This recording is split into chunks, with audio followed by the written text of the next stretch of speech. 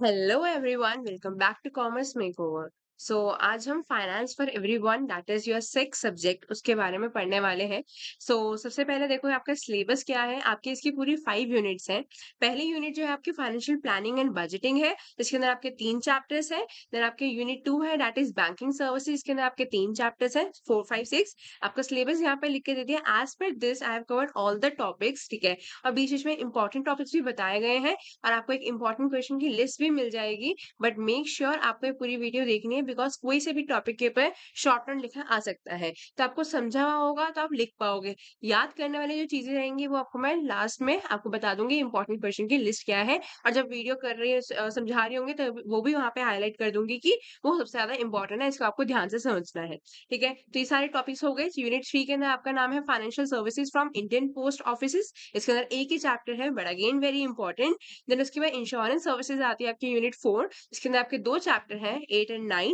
Again यहाँ पे आपका सिलेबस लिख दिया गया है। यूनिट 5 स्टॉक मार्केट आता है, इसके अंदर एक चैप्टर है, ये वेरी इंपॉर्टेंट, बहुत ज्यादा इंपॉर्टेंट चैप्टर आपका बन जाता है। ठीक है, सबसे पहले हम बात करते हैं पेपर एनालिसिस की। पेपर क्या कह रहा है हमें, आता है कितने मार्क्स का है, 30 मार्क्स का। देख लीजिए अब यहाँ पे 30 मार्क्स का आपका पेपर रहेगा, 1 आवर का आपका पेपर होगा।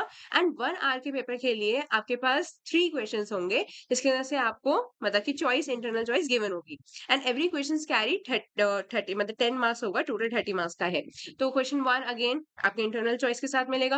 क्वेश्चन 2 आपको इंटरनल चॉइस के साथ मिलेगा। क्वेश्चन 3 के अंदर आपको 4 या 5 दे देंगे आपको शॉर्ट नोट लिखने के लिए, जिसमें से आपको 2 लिखने होंगे। एंड 5 5 मार्क्स ईच होगा, मतलब 10 मार्क्स का क्वेश्चन नंबर 3 पूरा हो गया। ठीक है, इसके अंदर क्वेश्चन की डिस्कशन मैं करूंगी। देखो यहाँ पे आपको एक क्वेश्चन जो है, आपको एक बजट बनाने को आएगा ही आएगा। बजट हो सकता है आपको बोल दे अपने आप एज्यूम करके बनाओ। इसका एग्जाम्पल मैंने पूरा एक्सप्लेन करा है। ठीक है, जब मैं इसका चैप्टर नंबर 3 मतलब यूनिट 1 पे डिपेंडेंट है, मैं समझाऊंगी आप कैसे करना है। ये भी अगेन उसके ऊपर किस तरीके से फैमिली बजट बनाना है।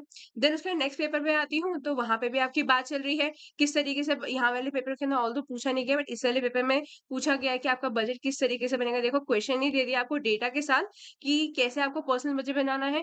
डोंट वरी कि न्यूमेरिकल आ गया, बजट आ गया, ओ माय गॉड, बट क्या होगा अब। बहुत ज्यादा इजी है, कोई इतना दिमाग लगाने वाली बात भी नहीं है, सिंपल सा है। ठीक है, देन उसके बाद आपका नेक्स्ट पेपर आता है। अगेन इंटरनल चॉइसेस गिवन है, और यहाँ पे अगेन डेटाबेस क्वेश्चन है। और ये डेटाबेस क्वेश्चन मतलब कि बहुत ही सिंपल क्वेश्चन। आपको इतनी तो चीज समझ आती है कि बजट बनाने के लिए मुझे इनकम और एक्सपेंस चाहिए। तो इनकम माइनस एक्सपेंस जो बचेगा हमारी सेविंग होगी, बस उसके अंदर इतना सा ही रोल हमारा निकल रहा है। इनकम एंड एक्सपेंडिचर मतलब टोटल टोटल सेविंग बनानी है, फैमिली बजट बनाना है, और एक शॉर्ट नोट आएगा। और शॉर्ट नोट ही सबसे ज्यादा इजी है। एंड देन क्वेश्चन नंबर आपका ये 2 रहेगा, या मतलब जो भी न्यूमेरिकल वाला रहेगा या बजट बनाने वाला रहेगा, वो बहुत इजी आएगा, कोई दिक्कत वाली बात होगी नहीं। क्वेश्चन नंबर 1 के अंदर आपको एक स्टेटमेंट दे रखी होगी, जैसे यहाँ पे दे रखी है। एंड आपको फिर उसके बाद बोलेंगे आप ये बताओ कि इसका क्या मतलब निकलता है, मतलब इंपॉर्टेंस या नीड। आपको अगेन लास्ट लाइन पढ़नी है, एंड फिर डायरेक्टली आपको क्वेश्चन करना चालू कर देना है। इसके अंदर भी पूरा स्टेटमेंट दे रखी है, आपको बोला financial services offered by Indian postal services. Again statement होगी, आपको बताना पड़ेगा। मतलब स्टेटमेंट का ऐसा रोल तब बनेगा जब आपको बोलेंगे कि हाँ खुद ही सोचो कि कौन सा कंसेप्ट डिस्कस हो रहा है। बट यहाँ पे क्या हुआ हमारा, देखो यहाँ पे भी सेम पूछा, describe the different type of loan available. Then उसके बाद यहाँ पे देख लो आप, यहाँ पे पूछा various types of insurance policies. Then यहाँ पे पूछा discuss an importance need of financial literacy. Again आप देख रहे हो फाइनेंशियल लिटरेसी की मतलब यूनिट 1 की वेटेज अच्छी खासी है, मतलब कि बहुत कुछ कवर होता है। बजट भी आ रहा है, importance and need of financial literacy भी आ रहा है। देन इंश्योरेंस वाला चैप्टर बहुत इंपॉर्टेंट है, और ये योजना वाला चैप्टर है, ये केवल ही देखो आपको मैं दिखाती हूँ एक चीज और ध्यान से समझना। देखो यहाँ पे आपका आया सुकन्या समृद्धि योजना, ठीक है। इस पेपर के अंदर आपकी सुकन्या समृद्धि योजना, ठीक है। ये पीपीएफ भी उसके अंदर हमारे पार्ट्स में बन जाता है, ठीक है। और आपको दिखाती हूँ मैं, देखो यहाँ पे प्रधानमंत्री जन धन योजना, योजना एक आई रही है, और वापस से इसके अंदर सुकन्या समृद्धि योजना आई है। ठीक है, अब मैंने यहाँ पे मॉर्निंग और इवनिंग दोनों वाले लिए हैं। ठीक है, मॉर्निंग के अंदर तो हमेशा पूछा ही गया है आपका सुकन्या समृद्धि योजना वाला, और इवनिंग वाला भी ले लिया है, ताकि आपको दोनों का मेनली मिल जाए, डिफरेंट वेराइटी ऑफ क्वेश्चन। तो इतनी बात समझ आ रही है कि पेपर के अंदर डायरेक्ट क्वेश्चन पूछे जा रहे हैं, कोई डिफिकल्ट वाला क्वेश्चन नहीं है। 10 मार्क्स का पर क्वेश्चन रहेगा, और बहुत ही इजी तरीके से समझ आ जाएगा। बट द पॉइंट इज, ठीक है, इसके अंदर कीवर्ड्स लिखना बहुत जरूरी है। और दूसरी बात क्या आती है यहाँ पर कि आपको पता होना चाहिए वो क्या कह रहे हैं। ठीक है? अगर आपको पता ही नहीं होगा तो समझ नहीं पाओगे आप, ठीक है? नियर अराउंड जितनी घंटे जितनी मिनट्स की ऐसी वीडियो बनेगी, ठीक है? आपको पूरे के पूरे ध्यान से समझ लेना है, पूरी वीडियो सुन लेना है। उसके बाद जब नोट्स रीड करोगे, ठीक है? आपके टोटल 49 पेजेस के नोट्स बने हैं पूरे के पूरे 5 यूनिट्स इन शॉर्ट 10 चैप्टर्स के 49 पेजेस मेरे हिसाब से बहुत इनफ है। इस 49 पेजेस में से भी आपको अराउंड अराउंड 15 टू 20 पेजेस आपको याद करने हैं, ज़्यादा कुछ याद करना नहीं है। मेरे हिसाब से आराम से याद कर लोगे, ठीक है? टुडे इज़ 21, हो सकता है आपके पास 22 तक आपके पास वीडियो पहुँच जाए आराम से, ठीक है? 22 के मॉर्निंग तक। देन उसके बाद आपके पास पूरा दिन है, 23 के जो दोपहर है, आप बहुत आराम से कर सकते हैं, ठीक है? चलिए स्टार्ट करते हैं विदाउट वेस्टिंग एनी टाइम। देखिए, यूनिट 1 में चैप्टर 1 आता है फाइनेंशियल लिटरेसी। अब फाइनेंशियल लिटरेसी की जब हम बात कर रहे हैं, तो यहाँ पे मतलब क्या निकलता है इसका कि पैसों से जितनी भी जुड़ी हुई हमारी मेन इंफॉर्मेशंस है या हमारी जो स्किल्स वगैरह हैं जो आपको हमें जिंदगी भर सही फाइनेंशियल डिसीजन लेने में हेल्प करती है, दैट इज फाइनेंशियल लिटरेसी। ध्यान से समझते चलोगे, बहुत इंटरेस्टिंग पूरी यूनिट है हमारी, ठीक है ना? देखो इसके अंदर फेमस कोड लिखा है, आप कहीं जब भी फाइनेंशियल लिटरेसी की डेफिनेशन की बात आती है तो अभी डाल सकते हो, बिकॉज अच्छी बहुत अच्छी कोड है। That is what does it says, if you buy things you do not need, soon you will have to sell the things which you need. What does it mean? कि अगर आप वो चीजें खरीदते हो जो जरूरत की नहीं है, तो जल्दी आपको वो बेचनी पड़ेंगी जो जरूरत की है। आपको समझ आ गया होगा, ठीक है? तो ये बहुत इंपॉर्टेंट कोड बन जाता है। अब बेनिफिट्स ऑफ फाइनेंशियल लिटरेसी पे आते हैं। अगर इंपॉर्टेंस आ जाएगा तो भी बेनिफिट से लिख सकते हो, कोई दिक्कत की बात नहीं है। देखो, इसका पहला हमारा आता है मनी मैनेजमेंट, मतलब कि किस तरीके से पैसों को बचाना है, किस तरीके से बजट बनाना है, किस तरीके से हमें फाइनेंशियल डिसीजंस लेने हैं, ठीक है? क्या-क्या करना है, सारे फाइनेंशियल लिटरेसी हेल्प करेगा। फाइनेंशियल स्टेबिलिटी की बात करते हैं, कि किस तरीके से पैसों को संभालने की मेनली एक्चुअली में बेस बनाना है उसको स्ट्रॉन्ग, किस तरीके से फाइनेंशियल टेंशन से बचा जा सकता है, डिस्ट्रेस मतलब उसकी टेंशन से कैसे बचा जा सकता है, तो उसके लिए फाइनेंशियल स्टेबिलिटी क्रिएट करता है। डेट मैनेजमेंट, डेट का मतलब उधार मिलने, ठीक है? किस तरीके से उधार चुकाने हैं, किस तरीके से डेट ट्रैप में बचना है, डेट ट्रैप से बचना है, ठीक है? डेट के अंदर उलझते रहना। एक डेट को कवर अप करने के लिए एक ही दूसरा डेट लेना, उसको बोलते हैं डेट ट्रैप, ठीक है? देन उसके बाद हमारा फाइनेंशियल प्लानिंग आता है। फाइनेंशियल प्लानिंग मतलब कि जितनी भी लाइफ गोल्स हैं, जैसे एजुकेशंस वगैरह हो गए, या घर लेना है, या कोई भी रिटायरमेंट की प्लानिंग करनी है, कुछ भी इस सब में हमारा फाइनेंशियल लिटरेसी मतलब फाइनेंशियल प्लानिंग हेल्प करेगा। देन इन्वेस्टमेंट डिसीजन की बात करती हूँ तो रिस्क रिटर्न एनालिसिस होता है इसके अंदर। म्यूचुअल फंड्स कहाँ पे लगाने हैं, कहाँ पे मतलब इन्वेस्ट करना है हमें, ऐसा एसआईपीज वगैरह जितनी भी हमारी चीजें हैं उन सब के बारे में इंफॉर्मेशन कौन दे रहा है हमें? फाइनेंशियल लिटरेसी के अंदर इन्वेस्टमेंट डिसीजन हेल्प कर रहा है हमारा। फ्रॉड प्रोटेक्शन भी हमें मिल जाता है, फ्रॉड हो या स्कैम हो या कोई भी ऐसे क्रेडिट डिसीजन जो हमने गलत ले लिया है या मतलब लेने से बचाता है, तो अगेन उसके प्रोटेक्शन मिल रही है। स्ट्रैटेजिक थिंकिंग की बात कर रहे हैं हम, एकदम ऐसे नहीं होता कुछ भी लगा देते हैं, कहीं भी फाइनेंस लगा दिया अपना। एकदम सोच समझ कर हम अपने गोल बेस्ड फाइनेंशियल डिसीजन लेते हैं और उसकी एक आदत डालने लग जाता है, because we are getting dependent on the finances जो हम कर रहे हैं उसके ऊपर बहुत बेस अच्छा रखना पड़ता है। ठीक है, नेक्स्ट आता है skills develop through financial literacy. देखिए यहाँ पे क्या बात हो रही है हमारी, पहला बजट। पहला देखिए क्या बोल रहा है, इनकम को सही तरीके से एलोकेट करना या फिर बेकार खर्चों पे कंट्रोल करना, दैट इज बजटिंग। ठीक है, बजट बना के चलते तभी हम फालतू खर्चों से बचते हैं। देन रिस्क रिटर्न एनालिसिस पे आते हैं। विशेष की इन्वेस्टमेंट ऑप्शंस है, ठीक है, और उनकी रिस्क लेवल को समझने से हम रिस्क रिटर्न एनालिसिस की कितना हम इन्वेस्ट कर रहे हैं उसके ऊपर कितना रिस्क हो सकता है, कितना रिटर्न मिलेगा। जितना रिस्क ज्यादा होगा ऑब्वियसली बात है गेन भी ज्यादा होगा, बट इतना फालतू का रिस्क भी नहीं लेना कि यहाँ पे हमारे जो इन्वेस्टमेंट करिए वो हमारे सारे पैसे डूब जाए। सही जगह रिस्क लेना भी वैलिड होता है। देन डेट रीपेमेंट की बात करते हैं, लोन को प्लान के साथ पे ऑफ करना वापस से, ठीक है, बिना कोई क्रेडिट स्कोर खराब करें। अब what do you mean by credit score, देखा हम इसकी बात करेंगे जब हम एक टॉपिक पढ़ेंगे यूनिट 2-3 में, सिबिल स्कोर, ठीक है, उसके हम बात करेंगे क्रेडिट स्कोर क्या होता है। तो अब यहाँ पे इतना बता देती हूँ, जब हमने कोई भी चीज उधार पे ली है, दैट इज ईएमआईस पे ली है, तो उसको प्रॉपर टाइमली पेमेंट करना हमारे क्रेडिट स्कोर को इंक्रीज करता है। इसकी पूरी डिटेल में डिस्कशन सिबिल स्कोर में करेंगे जो हम आगे पढ़ेंगे। रिटायरमेंट प्लानिंग की बात करते हैं, देखिए ठीक है। अच्छा, क्रेडिट मैनेजमेंट रह गया हमारा। क्रेडिट मैनेजमेंट की बात कर रहे हैं तो क्रेडिट कार्ड्स या फिर लोन को एकदम अच्छे तरीके से यूज करना, ठीक है, जिससे हमारा क्रेडिट स्कोर मेंटेन रह सके। देन इसके रिटायरमेंट प्लानिंग की बात कर रहे हैं। रिटायरमेंट प्लानिंग का मतलब क्या है हमारा? लॉन्ग टर्म फाइनेंशियल गोल्स को सेट करना या फिर रिटायरमेंट के लिए कितना हमें सेव करके चलना है, ये सारी चीजें डिसाइड करके चलना हमें रिटायरमेंट प्लानिंग के अंदर सोच समझ के चलना पड़ता है। मतलब फाइनेंशियल लिटरेसी में हमारी ये सारी स्किल्स डेवलप हो रही है। देन टैक्स की प्लानिंग कर पाते हैं, कितना टैक्स देना है, कितना हमें अच्छे तरीके से इन्वेस्ट करना है, लीगल तरीके से, ठीक है? ये सारी चीज़ें हमारी कहाँ हम सीख रहे हैं, कहाँ से स्किल्स डेवलप हो रही हैं, फाइनेंशियल लिटरेसी के थ्रू। देन उसके बाद आता है कॉन्सिक्वेंसेस ऑफ फाइनेंशियल इलिटरेसी कि क्या-क्या कॉन्सिक्वेंसेस होते हैं जब हम फाइनेंशियल के बारे में पढ़े-लिखे नहीं होते, हमें बारे में इन्फॉर्मेशन नहीं होती है। डज़ इट से यहाँ पे क्या बात हो रही है? बजट मिसमैच कि प्लानिंग की कमी जो हो रही है, उससे हमें ज़्यादा खर्चे करने पड़ जाते हैं। ज़्यादा खर्चे होंगे अगेन फाइनेंशियल की मतलब हम बोलते हैं ना दिमाग ही नहीं है, कमाना आता है बट खर्च करना नहीं आता। तो भी क्या है बजट मिसमैच। देन इसके हाई डेट बर्डन की बात चल रही है। हाई डेट बर्डन ठीक है, हाई इनकम एक्सपेंडिचर मतलब हाई डेट बर्डन। हम स्पेंडिंग करते जा रहे हैं, हम गलत तरीके से मतलब बर्डन लेते जा रहे हैं, डेट लेते जा रहे हैं और लोन वापस नहीं कर पा रहे हैं, पेमेंट वापस नहीं कर पा रहे हैं, तो कहीं न कहीं हमें प्रॉब्लम हो रही है, क्रिएट हो रहा है, ठीक है? बर्डन क्रिएट हो रहा है। देन पुअर क्रेडिट असेसमेंट की बात चल रही है। अच्छा high income and expenditure income है, ठीक है, हम स्पेंडिंग बहुत ज़्यादा कर रहे हैं कुछ सेव करने के बजाय। डेट एक्युमुलेशन मैंने समझा दिया। पुअर क्रेडिट असेसमेंट की जब बात कर रहे हैं, मतलब कि हमारा पुअर क्रेडिट स्कोर चल रहा है। मतलब कि हम टाइम पर पेमेंट नहीं कर पा रहे हैं, तो हमारी क्रेडिट हिस्ट्री खराब हो रही है। इसकी वजह से हमारा क्रेडिट स्कोर अच्छा नहीं चल रहा।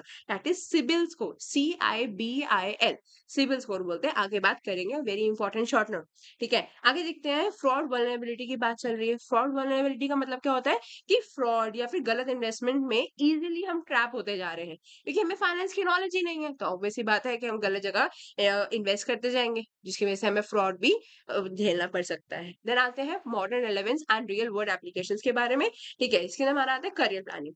What does it mean? Long term financial decision में हेल्प करता है।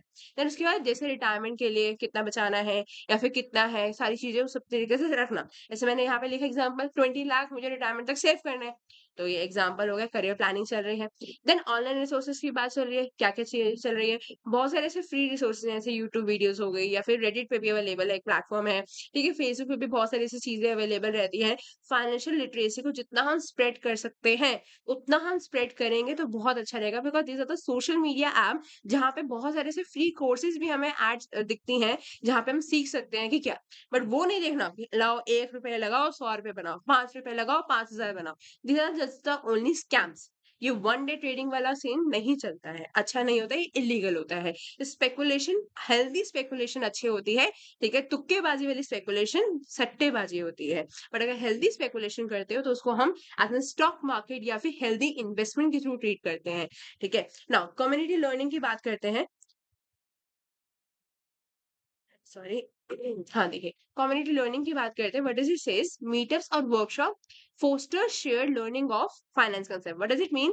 मीटअप्स और वर्कशॉप के मेनली जितने भी उसके वेज के थ्रू हमें फाइनेंस कांसेप्ट को एक तरीके से सीखने का एक मौका मिल रहा है, एक कम्युनिटी लर्निंग डेवलप हो रही है, ठीक है? देन इंडिविजुअल डिफरेंसेस की बात करते हैं। जिन लोगों को रिस्क टॉलरेंस कम होता है, ठीक है, जो रिस्क टॉलरेट नहीं कर पाते हैं, ठीक है, वो एजुकेटेड होने के बाद भी कहीं ना कहीं हाई रिटर्न इन्वेस्टमेंट से बचने की कोशिश करते हैं।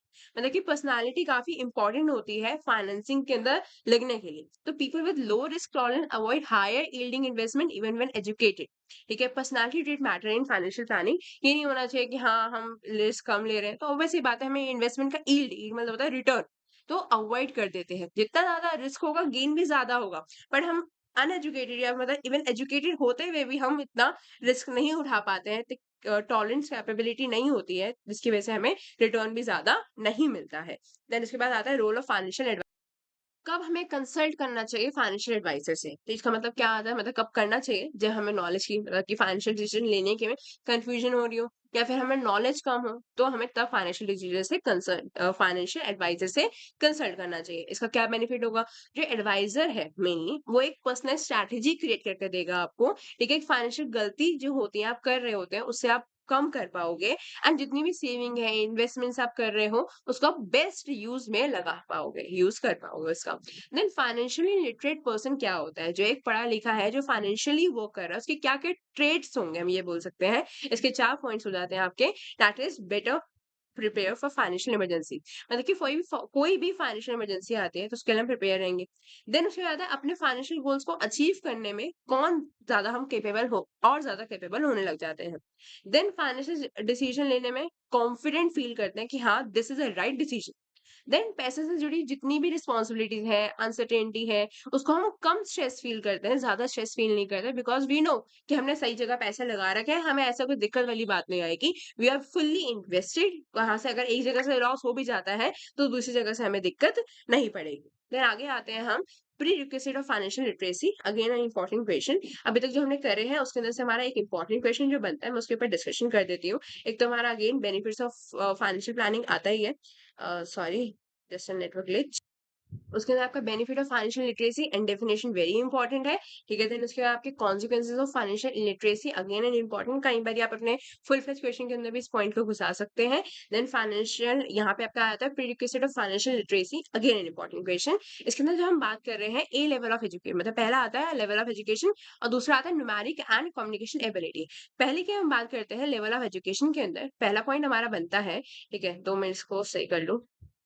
सी ना अपनी क्वालिटी को इंक्रीज करें ना, ठीक है, यहाँ से पूरा सही है सारी चीजें। ना बजटिंग की बात करते हैं, देखो बजटिंग के ना हमारा क्या है, पहली बात तो इसका कंपोनेंट क्या रहेगा, कितने हमें इनकम्स को कितना खर्चा है, उस तरीके से सबको प्लान करके चलना, मतलब अपनी इनकम और एक्सपेंसेस को एनालिसिस करते हुए एक बैलेंस्ड लाइफस्टाइल बनाना, ये हमारा बहुत इंपॉर्टेंट हो जाता है। एंड फाइनेंशियल डिसिप्लिन क्रिएट करना और फ्यूचर प्लानिंग में बहुत हेल्प करता है। जितना अच्छा फाइनेंशियल डिसिप्लिन होगा, कितने इनकम आ रही है उसमें कितना स्पेंड कर रहे हैं, कितना सेव कर रहे हैं, this is all about the budgeting.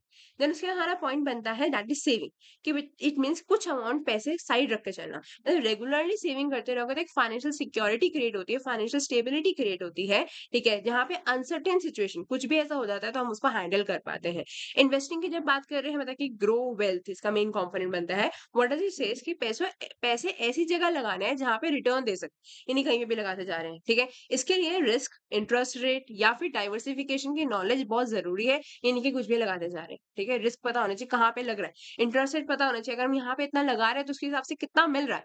Boring date की बात करते हैं, responsible boring mainly main component आता है, लेकिन लोन लेने या फिर उसको पे ऑफ करने के लिए क्या रूल्स हैं उसके बारे में इंफॉर्मेशन होनी चाहिए, नहीं कि बस साइन कर दिया देख के ही। ठीक है, जैसे इंटरेस्ट रेट हो गया या फिर लोन टर्म्स के हो गए, क्या क्या है, कि मनी की वैल्यू ओवर टाइम किस तरीके से इंक्रीज होगी, कितना रीपे करना पड़ेगा, सारी चीजें। टैक्सेशन की बात करते हैं कि टैक्स सिस्टम जानो कि क्या है, टैक्स के टाइप्स क्या क्या होते हैं, एग्जेम्पशंस क्या क्या हैं, डिडक्शंस क्या क्या होती हैं, इतना पैसे पे करने पे कहाँ का अगर हम लगाते हैं, मान लो हमने एक डोनेशन दी तो हमें पता है कि हमें ITR that is income tax return में उसकी डिडक्शन मिलेगी, तो उसके बारे में समझ के चलो ताकि हम एक बेटर मैनेजमेंट कर पाए अपनी इनकम का। Then numerical and communication ability की बात करते हैं, लर्न अबाउट मनी मैटर्स, मतलब कि न्यूज़पेपर बुक्स ये सारी चीजों को पढ़ो जिससे आपको फाइनेंशियल अवेयरनेस बढ़े।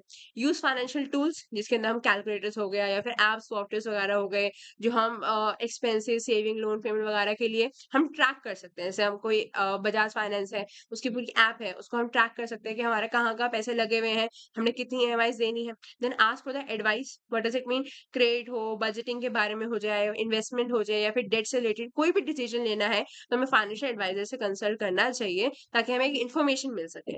यूज योर नेटवर्क की बात चल रही है, इट मीन्स कि हमें अपने नेटवर्क में जो भी लोग एक्सपीरियंस्ड है, कोई भी फ्रेंड्स हो, रिलेटिव हो, इसमें बोलते हैं अच्छे फ्रेंड्स अच्छे रिलेटिव्स रखो, तो देखिए अच्छी कम्युनिटी डेवलप करो, अच्छी कनेक्शन डेवलप करो। अगर फ्रेंड्स रिलेटिव्स में कोई अच्छा नहीं है तो एक अच्छी कनेक्शन डेवलप करो जो आपको एक अच्छी चीज सिखा सके, उनसे financial guidance low.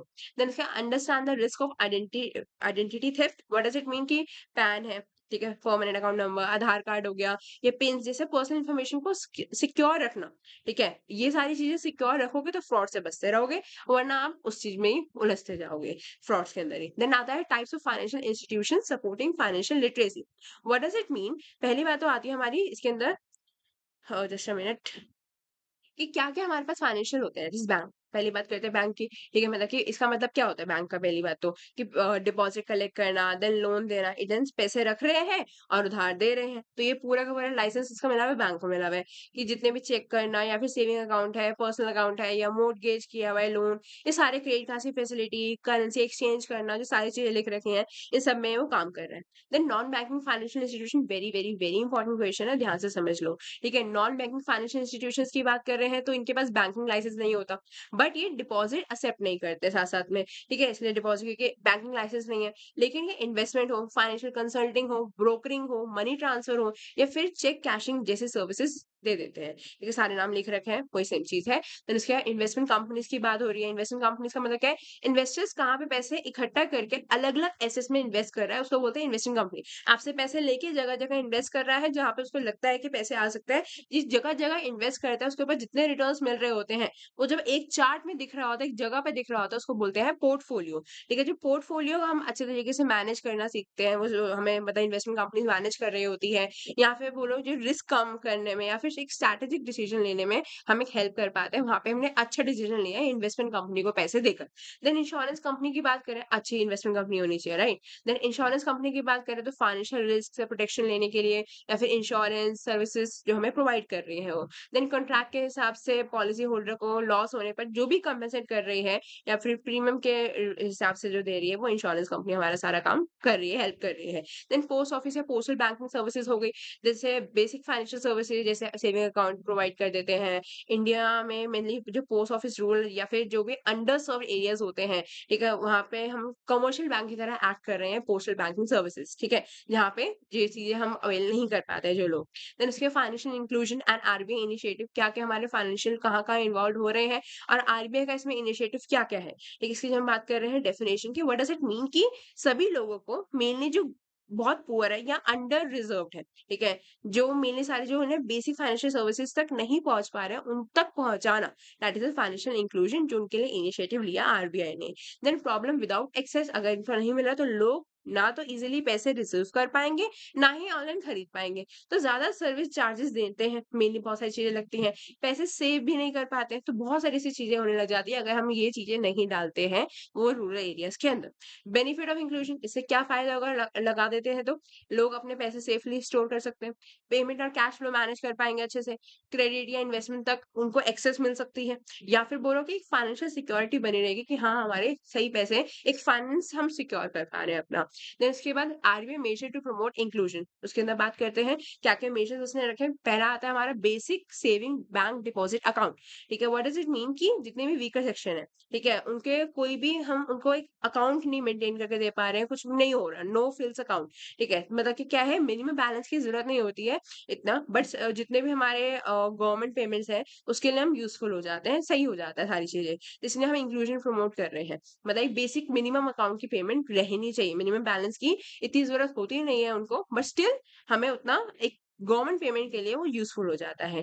Ease of KYC, ठीक है? देन उसके आधार कार्ड को मेनली जो भी एक डॉक्यूमेंट है, उसको आइडेंटिटी की तरह से ट्रीट करना या फिर एड्रेस प्रूफ देना, दोनों के लिए यूज़ किया जा सकता है।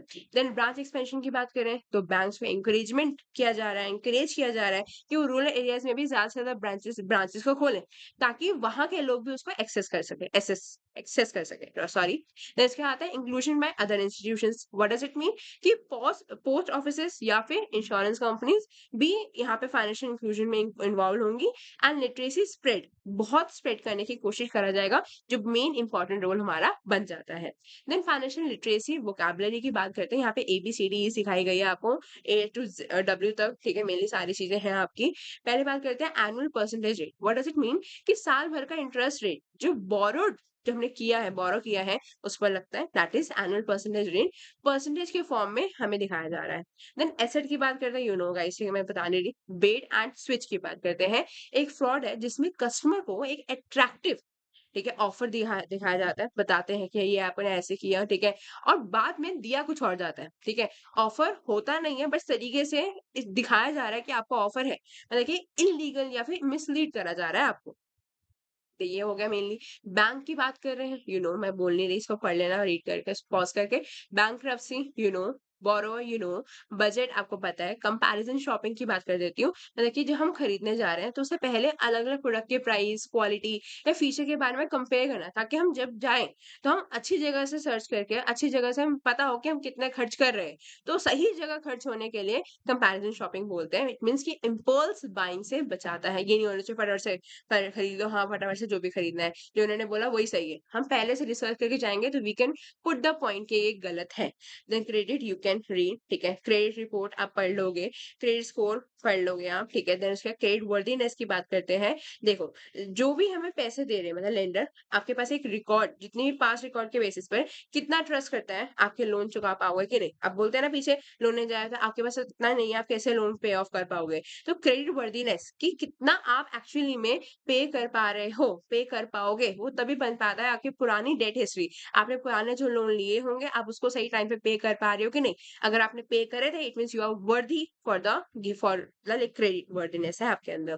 देन डेबिट कार्ड आप पढ़ सकते हैं बहुत आराम से, डेट आप पढ़ सकते हैं, डिफॉल्ट आप पढ़ सकते हैं, इमरजेंसी फंड की बात करते हैं। देखो, एक पैसों के मेनली एक फंड होता है, ठीक है? जहाँ पे हमें कोई भी इमरजेंसी के लिए रखा जाता है, कोई भी इमरजेंसी होगी, मेडिकल इमरजेंसी या कोई भी ऐसी इमरजेंसी जो हमें उस टाइम पे यूज कर सकते हैं। इसका मेनली साइज जो होता है वो 6 to 12 मंथ्स तक का होता है, ठीक है? 6 to 12 मंथ्स की सैलरी के अराउंड होता है, एंड ये हमेशा लिक्विड फॉर्म में होता है, जैसे एफडी हो गया, सेविंग्स हो गया, में मतलब होना चाहिए, ताकि हम फटाफट से अगर निकालना चाहें तो निकाल पाए इजीली, ठीक है? लिक्विड एसेट के तरीके से ट्रीट होता है। एक्सपेंस आप पढ़ सकते हैं, इनकम पढ़ सकते हैं, इंटरेस्ट पढ़ सकते हैं, नीड वर्सेस वांट बहुत आराम से कर लेंगे। अपॉर्चुनिटी कॉस्ट को बता देती हूँ। अपॉर्चुनिटी कॉस्ट का मतलब क्या होता है? जब आप एक ऑप्शन चूज करते हो तो दूसरे ऑप्शन को बेनिफिट लूज कर देते हो। इट मीन्स कुछ पाने के लिए जो आप एक बेटर अपॉर्चुनिटी खो रहे हो, जो कोई भी चीज है उसकी कितनी कॉस्ट थी, उसको बोलते हैं अपॉर्चुनिटी कॉस्ट।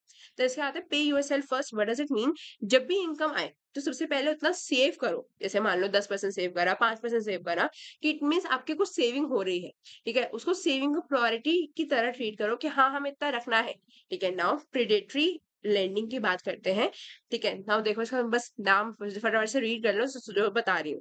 रीड करने की ध्यान से जरूरत नहीं है लर्न करने की। नाउ प्रेडेटरी लेंडिंग की बात करते हैं, मतलब ऐसे लोन जो अनफेयर होते हैं, जैसे high interest, hidden charges, misguiding terms वगैरह, मतलब कि बहुत सारी ऐसी चीजें जो लोगों को फंसाते रहते हैं, जो प्रीडेटरी लेंडिंग उसको बोलते हैं। The principle you can read, ठीक है? रूल ऑफ 72 की बात करते हैं, तो एक सिंपल फॉर्मूला होता है, 72 divide by interest rate is equals to years to double money, मतलब कि कितने साल में पैसा डबल होगा, इस तरीके से सिंपल फॉर्मूला होता है। कंपाउंड इंटरेस्ट के केस में हम इसको यूज कर रहे हैं मेनली, ठीक है? टाइम वैल्यू समझाने के लिए यूजफुल होता है रूल ऑफ 72, कि 72 को जितने भी इंटरेस्ट रेट से डिवाइड करोगे तो आपको पता चल जाएगा कितने साल लग रहे हैं आपके पैसे डबल होने के लिए, राइट? ये फॉर्मूला हो गया। Then time value of money. Time value of money का मतलब देखो तो आज के पैसे कल के पैसे से कितने ज्यादा वैल्यूएबल होंगे, जो हम इन्फ्लेशन के थ्रू हो रहे हैं, ठीक है? लोग आज पैसे कितने लगा रहे हैं, पसंद करते हैं मेनली ज्यादा से ज्यादा पैसे लगाएं, बट उन्हें लगता है जितना आज सेव करते रहते हैं उसकी वैल्यू नहीं बढ़ती, बट इन्वेस्ट करोगे तो उसकी वैल्यू बढ़ जाती है। वेल्थ की बात करते हैं, आपके पास जो टोटल एसेट्स वगैरह है वो आपकी वेल्थ है, ठीक है? वेल्थ एक बहुत एक स्टॉक कंसेप्ट होता है, जबकि मेरी जो फ्लो कंसेप्ट है, जो इनकम, वो मेरा फ्लो कंसेप्ट होता है, ठीक है? देन उसके बाद हमारा चैप्टर नंबर 2 आता है, that is financial planning. What does it mean? Financial planning की बात करते हैं तो एक पर्सनल प्लान होता है जो आपके पैसों को सही तरीके से मैनेज करने में हेल्प करता है, कि कहाँ पे आपका पैसे लगाने चाहिए, जैसे रिटायरमेंट गोल्स हो गए, होम गोल्स हो गए, कहाँ पे आप पैसा लगा सकते हो, मतलब बेस्ट सिस्टमैटिकली ऑर्डर में आपको सही तरीके से फाइनेंस को मैनेज करना, चाहे बेशक इन्फ्लेशन आ जाए या फिर टैक्स का बर्डन हो, कोई भी केस हो, आप बट सही तरीके से प्लानिंग कर रहे हो। देन आता है आपका need for planning. Need for planning की जब बात कर रहे हैं, व्हाट डज इट मीन? की प्लानिंग से आप प्रायोरिटीज डिसाइड कर पाते हो, जैसे एजुकेशन, प्रॉपर्टी लेना, क्या क्या करना है, फाइनेंशियल डिसिप्लिन बनाता है और फ्यूचर के लिए सिक्योरिटी दे रहा है। देन पॉपुलर गोल्स की बात करें तो बजट बनाना, लोन रीपे करना, इमरजेंसी फंड्स बनाना, रिटायरमेंट के लिए सेविंग, या फिर मेनली जो चिल्ड्रन एजुकेशन है, या फिर घर का डाउन पेमेंट हो गया, ठीक है? देन उसका क्रेडिट स्कोर इंप्रूव करना, ये सब कॉमन गोल्स होते हैं इसके। बात करते हैं process of financial planning, very important. देखिए, पहला क्या है? शॉर्ट टर्म गोल्स, मतलब डिफाइन योर फाइनेंशियल गोल। उसके 3 टाइप्स बन जाते हैं, short term, mid term and long term. Short term के अंदर अप टू 3 इयर्स के लिए, मिड टर्म मतलब 3 to 10 इयर्स के लिए, एंड लॉन्ग टर्म गोल्स मतलब कि 20 to 40 इयर्स के लिए। इस तरीके से हमारा क्रिएट होगा। सबसे पहले अपने फाइनेंशियल गोल सेट करने कि कौन से हमारे रहने चाहिए। शॉर्ट टर्म हमारे इतने ड्यूरेशन के होंगे, पढ़ लेना क्या क्या गोल्स रहेंगे। देन उसके बाद हमारा आ जाता है step 2, that is assess your current financial situation, मतलब कि अभी की फाइनेंशियल कंडीशन देखो कि क्या है, और कितनी इनकम आ रही है उस हिसाब से, और क्या खर्चे हो रहे हैं, आपके पास क्या एसेट और लायबिलिटी है, उसको जज करो पहले, देखो। देन क्रिएट अ बजट, एक मंथली बजट बनाओ कि इनकम को स्मार्टली किस तरीके से डिस्ट्रीब्यूट करना है, ताकि जितने भी गोल्स हैं वो अचीव हो सके। प्लस खर्चे हमारे जितने भी हैं, जितने भी एक्सपेंसेस हो रहे हैं, उसको ट्रैक करो और एक बजट बनाओ, उसको फॉलो करो। देन क्रिएट अ बजट वही वाला पॉइंट होगा, उसको बजट बनाओ। देन उसके बाद एक मंथली बजट बना के उसको सही तरीके से एलोकेट करो। Then develop a financial plan. What does it mean कि हर गोल के लिए एक प्रॉपर प्लान बनाओ। स्टेप्स क्या रहेंगे, टाइम लिमिट क्या रहेगी, स्ट्रैटेजी क्या रहेगी। Implement your plan, very very important. Again implement नहीं होगा, अब एक्शन लेना बहुत जरूरी हो जाता है, क्योंकि जितने भी अननेसेसरी एक्सपेंसेस है उसको कम करना, सेविंग्स को बढ़ाना, इन्वेस्टमेंट को बढ़ाना, सही जगह इन्वेस्ट करना, right. Then monitor and review your progress. What does it mean कि रेगुलरली चेक करो कि गोल्स अचीव हो रहे हैं या नहीं। अगर जरूरत हो तो प्लान या बजट में चेंजेस करो, ताकि आप ऑन ट्रैक वापस से आ पाओ। ठीक है, देन इसका benefit of financial planning very very very very very important. ठीक है, इंक्रीज योर सेविंग्स की बात करते हैं, ध्यान से सुनना। इंक्रीज योर सेविंग मतलब कि फाइनेंशियल प्लानिंग से कितनी आपकी इनकम आ रही है, कितने एक्सपेंसेस हो रहे हैं, सबका रिकॉर्ड रखो। ठीक है, खर्च जितने भी खर्चे हो रहे हैं उसको कंट्रोल करो। ठीक है, कंट्रोल करना आ जाता है बिकॉज यहाँ पे जैसे लॉन्ग टर्म सेविंग्स बढ़ सके। ठीक है, now enjoy a better standard of living. What does it mean कि जितनी भी फाइनेंशियल प्लानिंग है वो ईएमआईज हो, जैसे बिल्स जैसे हो, इंपॉर्टेंट पेमेंट हो, टाइम से करने में बहुत हेल्प करता है। और साथ ही में क्या हो जाता है, कंफर्टेबिलिटी क्रिएट हो जाती है, स्ट्रेस फ्री लाइफ एंजॉय कर पाते हैं कि हमने सारे पेमेंट सही तरीके से कर रहे हैं। Be prepare for emergencies. नए फाइनेंशियल प्लानिंग जो है एक सही तरीके से इमरजेंसी फंड बना के चल रहा होता है पहले से ही। ठीक है, ताकि हम अगर कोई भी सिचुएशन अनएक्सपेक्टेड सिचुएशन आ जाए, तो अनस्टेबिलिटी आए, तो हम वहां पर स्टेबल रह पाए। अटेन पीस ऑफ माइंड मतलब कि जब भी फाइनेंसेस कंट्रोल में होते हैं तो हमें एक टेंशन कम होती है, तो हमें कोई भी क्लियर डायरेक्शन दिखता है कि हाँ ये हमारी चीज है, तो एक डिसिप्लिन आ जाता है, तो ऑब्वियस सी बात है वहां पे हमें एक पीस ऑफ माइंड अचीव कर पाते हैं। Now need for financial planning very important again. ठीक है, क्योंकि आपको बेनिफिट्स के अंदर भी चीजें घुसा सकते हो बहुत आराम से आंसर के लिए। Now need for financial planning की बात कर रहे हैं तो guide for life journey. What does it mean की फाइनेंशियल प्लानिंग आपकी लाइफ के हर एक फेज में है, हर एक फेज में होना चाहिए। जैसे जितने भी पैसे मैनेज करने हैं, या फिर इनकम हो, एक्सपेंस हो, इन्वेस्टमेंट हो, सबको मैनेज कर रहा है। Boost cash flow. देन उसके अंदर हमारा आ रहा है कि फाइनेंशियल प्लानिंग आपके स्पेंडिंग हैबिट को ट्रैक कर रहा है, अननेसेसरी एक्सपेंसेस को कंट्रोल करता है, बताता है कि कहाँ कहाँ पे चीजें हैं, सेविंग क्या है, इनकम क्या है, एक्सपेंस क्या है, सारी चीजें बता रहा है कौन है, financial planning. Prevent loss of hard work. What does it mean की फाइनेंशियल प्लानिंग से आपकी जो मेहनत की कमाई है उसको सिक्योर रख पाते हो। ठीक है, जो भी आपका मेहनत, लॉस ऑफ हार्डवर्क, उससे बचा रहा है आपको।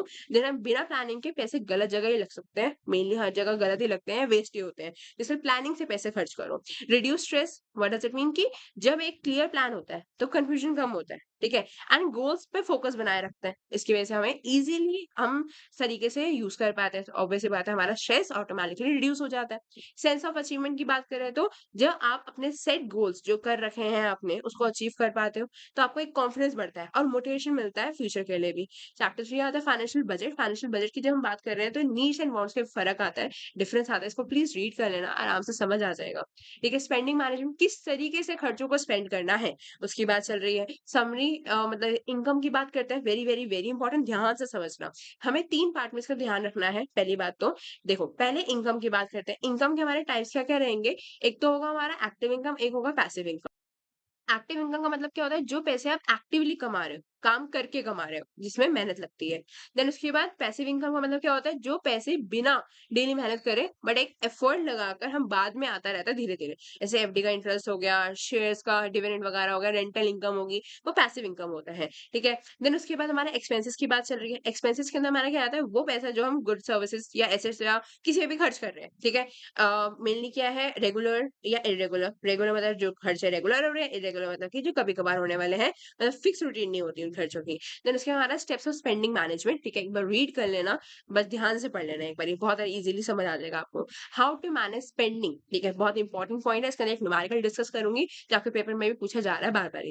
इसके डेफिनेशन की जब हम बात कर रही हूँ तो ध्यान से समझना, मतलब कि क्या है बजट, एक बजट बना के चलना। बजट एक ब्लूप्रिंट क्रिएट कर रहा है कि क्या क्या हमारे इनकम है, क्या कहाँ हमारे खर्चे होने चाहिए, मतलब आप कितना कमा रहे हो और कितना कहाँ का खर्च हो रहा है। ये आपको पैसे प्लान करने में, अब इन ट्रैक करने में, कंट्रोल करने में मदद कर रहा है आपकी। तो पर्पस की बात कर रहे हैं तो जितने भी हमारे बजट है, सारे के सारे इनकम सोर्स, जितनी भी नीड्स है, वांट्स है, उन सबको लिस्ट एक क्रिएट कर देता है। ये मेनली क्या इन्फॉर्म कर रहा है हमें कि जितनी भी हमारी जरूरतें हैं, मतलब नीड्स है, उसको पहले फुलफिल करो, देन उसके बाद हमारी वांट्स पे जाओ। देन इंपॉर्टेंस क्या है यहाँ की हमारी, ये मेनली क्या इंश्योर कर रहा है कि जितने भी हमारे पैसे हैं उसको हम सही तरीके से माइंडफुली यूज कर खर्च कर रहे हैं। ठीक है, या सेविंग्स जिसमें हो पाए, अपने फाइनेंशियल गोल्स को सेट कर पाए। इसका एग्जांपल ले लेते हैं, मान लो कि एक पर्सन है, ध्यान से सुनना, ठीक है, बहुत इंपॉर्टेंट है, 31,000 स्पेंड मंथली अर्न कर रहा है एंड स्पेंड कर रहा है 29,000, और इसका मतलब सेव कितना कर रहा है 2,000। इट मीन्स इनकम का सोर्स कितना है उसका बताया है 30,000, यहाँ से 1,000 इन्वेस्टमेंट इनकम है, टोटल कितना हो गया 31,000। उसकी यूटिलिटीज बता दी, कहाँ कहाँ वो खर्च कर रहा है ये बता दिया, बताया एक्सपेंस हो गया, सबका टोटल करके बना 29,000। 31 में से 29 माइनस करा तो बचा 2000, that is his total saving. I know I am getting fast but बहुत टाइम, देखो यूनिट 1 ही खत्म हुई है इस टाइम तक अभी, ठीक है, टोटल सेविंग ना। इसका कंक्लूजन क्या निकल रहा है कि इस तरीके से करो कि जहां पे आपके फाइनेंसेस कंट्रोल ले सके, अच्छे डिसीजन ले पाओ, अपने फाइनेंशियल गोल्स को अचीव कर पाओ। इसका एक एग्जांपल अभी और लूंगी। देखिए टाइप ऑफ बजट की बात करते हैं। देखो पहले पर्सनल बजट, मतलब कि जो हमारे पर्सनल इंडिविजुअल से रिलेटेड है, ठीक है। फैमिली बजट जो हमारी फैमिली से रिलेटेड है। बिजनेस बजट जो हमारे कैश इनफ्लो और आउटफ्लो को जज कर रहा है, बता रहा है कि कहाँ पे इन्वेस्ट करना चाहिए, और हमारे जितनी भी डेविएशन आ रहे हैं जो हमने पहले सेट करा था कि बिजनेस में इतना रहना चाहिए, उससे ऊपर जितना भी ऊपर नीचे हो रहा है वो हम बजट से लाइक एक्सट्रैक्ट कर पा रहे हैं।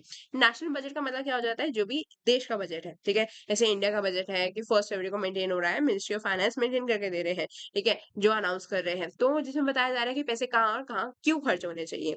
Then budget surplus budget versus budget deficit. अच्छा मैं जिसमें बता देती हूँ, वेरी वेरी इंपॉर्टेंट, इसमें पर्सनल बजट और फैमिली बजट बनाने को आ जाता है, ठीक है। अभी इसके 2 क्वेश्चन जो पेपर में आए हुए हैं वो आपको बताती हूँ कैसे करने हैं, बहुत ज्यादा इजी है गाइस, ठीक है। Now budget surplus versus budget deficit. Surplus का मतलब क्या होता है, जब हमने इनकम हमारी ज्यादा है और खर्चे हमारे कम है, तो हो गया बजट सरप्लस। बजट डेफिसिट का मतलब क्या होता है कि हमारी इनकम कम है और खर्चे ज्यादा है, ठीक है। यहाँ पे हमारे बजट सरप्लस की जो मैं बात कर रही हूँ, तो मेनली इसके अंदर क्या होता है, सेविंग्स मीन्स मेन सोर्स होता है जहाँ पे हम सरप्लस क्रिएट कर पाते हैं। और यहाँ पे हमारा क्या हो रहा है, मेनली कहाँ हम सरप्लस को यूज कर पाएंगे, इमरजेंसी फंड हो गया, बैंक्स में इन्वेस्ट कर पाएंगे, और जगह जगह इन्वेस्टमेंट कर सकते हैं। सेविंग मेथड हमने यहाँ पे दे दिया, ठीक है, कहाँ कहाँ सेव कर सकते हो ना। बजट डेफिशिएंट, एक्सपेंस बढ़ जाते हैं, इनकम कम हो जाती है। एंड काम क्यों हो रहा है, क्योंकि हम अपनी इनकम को इंक्रीज कर रहे हैं। डिफरेंट हमें यहाँ पे इसको सॉल्व कैसे कर सकते हैं, अपनी इनकम को इंक्रीज करके, क्योंकि खर्चे तो कंट्रोल होंगे ही नहीं, या फिर खर्चे कंट्रोल करना है तो वो भी कर सकते हो। आपको मैं लेके जाती हूँ क्वेश्चन पेपर की तरफ। देखो यहाँ आपका पहला क्वेश्चन क्या था, मैं आपको नीचे ले जाती हूँ डायरेक्टली आपको पॉइंट पर। देखो यहाँ पर आपका पॉइंट आता है पहला, आपको बोला financial planning involves a thorough evaluation of one's money situation, income, spending, debt and saving, expectation for the future.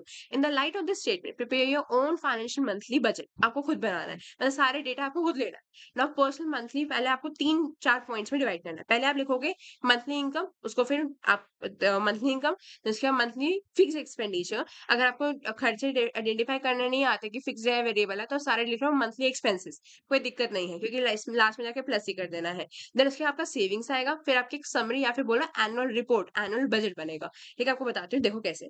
Monthly income है, इसके अंदर 3-4 पॉइंट्स याद रख लो कि ये तो आते ही आते हैं। इनकम तो समझ आ जाएगी आपको, सैलरी होगी, फ्रीलांसिंग होगी, इन्वेस्टमेंट के रिटर्न्स हो गए, ये आपकी बनी 46,000 के, अपने आप एज्यूम करा है अमाउंट, ठीक है। मंथली फिक्स एक्सपेंसेस, देखो यहाँ पे हमारे जो खर्चे होते ही होते हैं, फिक्स मतलब जो होंगे ही होंगे हर महीने। मंथली वेरिएबल एक्सपेंसेस कभी कभार होने वाले खर्चे हैं, बट नॉर्मली होते हैं, वैरी करते रहते हैं, ठीक है, ये हो गया। टोटल खर्चा मैं बोलूँ तो 17,300 प्लस 10,700 का हो गया। सेविंग एंड इन्वेस्टमेंट कहाँ कहाँ हमने इन्वेस्ट करा, ये हो गया। Now annual report, annual budget बोलो तो हमारी टोटल इनकम थी 46,000, टोटल एक्सपेंस कितने बने 28,000 की, टोटल सेविंग कितनी है हमारी 10,000 की। अब देखो 46,000 में से मेरी इनकम है, मैंने इसमें से 28,000 हटा दिए और 10,000 सेव कर दिए, तो इसमें से टोटल मैंने 38,000 हटा दिए। तो 46,000 में से 38,000 को जब हटाऊंगी, मेरे पास 8,000 का अभी भी सरप्लस बच रहा है, इसको हम बोलते हैं बफर अमाउंट बच रहा है।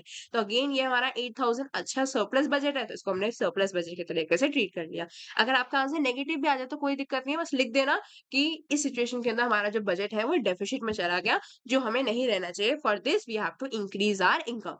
इस तरीके से जजमेंट देकर आओगे। अब यहाँ पे एक जजमेंट लिख दोगे कि ये सरप्लस आया है, उसको आप यहाँ जगह पे इन्वेस्ट कर सकते हैं। आपका एक क्वेश्चन आता है, देखो यहाँ पे क्या बोला, a budget helps an individual to manage his funds efficiently and allocate appropriate resources to project and also make it easy to save for his goals। सब इधर की उधर बातें हैं, मेन देखो लाइन क्या कह रही है, last line, find the total saving per annum, ठीक है, and present it as a personal budget. मैंने आपको बोला, मैंने इसको पूरे प्रॉपर फॉर्म में लिख के दिया है। पहले आप इनकम बताओगे, फिर एक्सपेंसेस बताओगे, फिर एनुअल सेविंग कितनी है बताओगे, और एक पर्सनल बजट क्रिएट करोगे, दैट्स इट, ठीक है। ना देखो क्या हुआ, कैसे लिखना है, पहले देखो क्या बोला, mister x work and draws a monthly salary of 50,000। तो एक मंथली सैलरी बताएंगे कहाँ कहाँ से आ रहा है, 50,000 आया मंथली सैलरी, ठीक है? देन उसके बाद देखो पहले मंथली की तरह ट्रीट करेंगे, फिर एक वर्ड दे देंगे एनुअल जिसको हम मल्टीप्लाई कर देंगे 12 से। हर बारी मल्टीप्लाई बाय 12 करने की ज़रूरत नहीं है। Mister x is an interior designer by profession and earns an additional income of 20,000 per month. तो 20,000 इसकी इनकम हो गई। टोटल मंथली इनकम कितनी हो गई? 70,000। तो टोटल एनुअल इनकम कितनी होगी? 8,40,000। आगे आता है देखो हिज एक्सपेंसेस बस सारे के सारे एक्सपेंसेस को प्लस कर दो बस कुछ नहीं करना। ये सारे के सारे लिखा मंथली एक्सपेंस बन गए मेरे 37,000 इंटू 12 क्यों करा? क्योंकि मुझे एनुअल चाहिए। ये आ गया क्योंकि मुझे एनुअल सेविंग देखिए टोटल इनकम में से टोटल एक्सपेंस माइनस कर दूंगी तो मेरा आ गया 3,96,000। अब पर्सनल बजट बनाना है जिसके अंदर क्या होगा? इनकम एक्सपेंस कितना सेव हुआ। इनकम मेरी इतनी आ गई, सेविंग्स मेरी इतनी है और मतलब एक्सपेंडिचर मेरा इतना है तो सेविंग मेरी इतनी होगी। इसी चीज को बस मैंने एक बजट के फॉर्म में एक्सप्लेन करा है बस एक तरीके में। पर्टिकुलर अमाउंट लिखना, total annual income, total expense, बस यहाँ पे ब्रैकेट लगा देना क्योंकि माइनस का साइन होता है ना। ठीक है, लेस हुआ देन हमारा एनुअल सेविंग अमाउंट आ गया। नेक्स्ट सेम क्वेश्चन इस तरीके से ही है। यहाँ पे क्या बोला कि 50,000 सैलरी है, 60,000 दोनों mister Vikas and his wife की दोनों की सैलरी है। ठीक है, तो मैंने यहाँ पे लिखा उसके सोर्सेज कहाँ कहाँ से है। एक हाउस ओन करते हैं जिसका 7,000 पर मंथ का रेंट आ रहा है। देन साथ में चार्टर्ड अकाउंटेंट बाय प्रोफेशन है एंड फ्रीलांसिंग से 20,000 पर मंथ कमा रहे हैं। 20,000 मैंने यहाँ पे लिख दिया। टोटल कितना हो गया मैंने यहाँ पे 1,37,000 टू इंटू 12 कर दिया एनुअल इनकम के लिए 16,44,000 आ गए। सारे खर्चे दे रखे जितने भी खर्चे हैं सबको देख सारा एक साथ लिख दो। प्लस करो यहाँ पे अमाउंट जितना भी बना आपका 33,500 इंटू 12 करा आपने 4,12,2,000 आया। आपको क्या बोला देखो फैमिली बजट बस हेडिंग चेंज कर देना। ठीक है, वहां पे पर्सनल बजट लिखा था, यहाँ पे फैमिली बजट लिख दो। Total income minus total expense यहाँ पे आपका हो गया 12,42,000 आपका यहाँ पे माइनस करके शो कर दिया। ठीक है, आपका मैंने 3 क्वेश्चन तो ऐसे ही करा दिए बहुत आराम से। ठीक है, आपका बजट वाला पार्ट भी डन हो जाता है। और आपको एक चीज और बता देती हूँ, देखो आपका बजट वाला सेम इस तरीके से क्वेश्चन है, मंथली और ईयरली आपको बताया कि दोनों तरीके से बताओ, तो मंथली करके ईयरली आप बता दोगे। ठीक है, यहाँ पे आपके डिपॉजिट की बात चल रही है, दूसरा चैप्टर है लाइफ इंश्योरेंस की बात चल रही है, तो आपका एक क्वेश्चन 10 मार्क्स का तो बहुत आराम से रेडी कर ही दिया मैंने सामने सामने। और साथ में देखो यहाँ पे फाइनेंशियल प्लानिंग की नीड एंड इंपॉर्टेंस की बात चल रही है, जो मैंने डिस्कस कर दिया है। ठीक है, चलिए यूनिट 2 के ऊपर आते हैं। तो इसमें हमारा चैप्टर नंबर 4 आता है introduction to banking and banking services. ठीक है, इसके अंदर देखो types of banks very important, आपको पता होना चाहिए किस टाइप के बैंक्स हैं, क्या क्या होते हैं, जस्ट फॉर द रेफरेंस। देखो central bank and not read आपको पता है, कमर्शियल बैंक आपको पता है कि जो प्रॉफिट डिपॉजिट एक्सेप्ट कर रहे हैं एंड लोन्स ग्रांट कर रहे हैं। स्पेशलाइज बैंक की जब मैं बात करती हूँ तो एक स्पेशल सेक्टर के बैंक होते हैं, जैसे एग्रीकल्चर हो गया, जैसे नबार्ड हो गया। ठीक है, पता होगा आपको, national agriculture bank of like इस तरीके से पूरा नाम जो होता है मतलब एग्रीकल्चर के लिए होता है।